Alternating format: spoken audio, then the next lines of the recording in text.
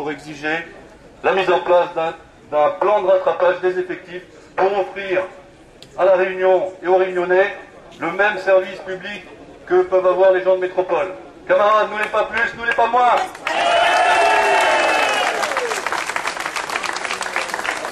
Le département de La Réunion a subi une agression caractérisée il y a quelques jours. On nous impose des suppressions d'emplois sans concertation, comme ça arrive sur le département de La Réunion, alors que le département de La Réunion a un sous-effectif qui est connu et reconnu depuis de longues années par la direction générale et par les directions locales. C'est totalement inadmissible ce qui se passe sur le département de La Réunion. Donc là, l'administration tourne le dos aux contribuables les plus démunis du département.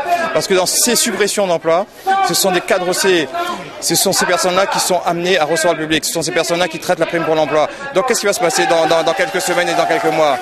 Dans quelques semaines et dans quelques mois, ça veut dire qu'on aura moins de personnes pour gérer la prime pour l'emploi. Donc ça, c'est manque d'effectifs. Est-ce qu'il y a d'autres revendications également qui rentrent en ligne de compte?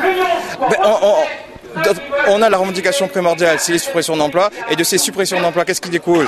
On a un service de moindre qualité pour le contribuable. On a des conditions de travail qui se dégradent fortement pour les agents. On a une souffrance au travail qui apparaît, chose qui n'apparaissait pas, qu'on ne connaissait pas dans les services de l'administration. Donc c'est totalement, je veux dire, là c'est historique ce qui se passe avec ces suppressions d'emplois.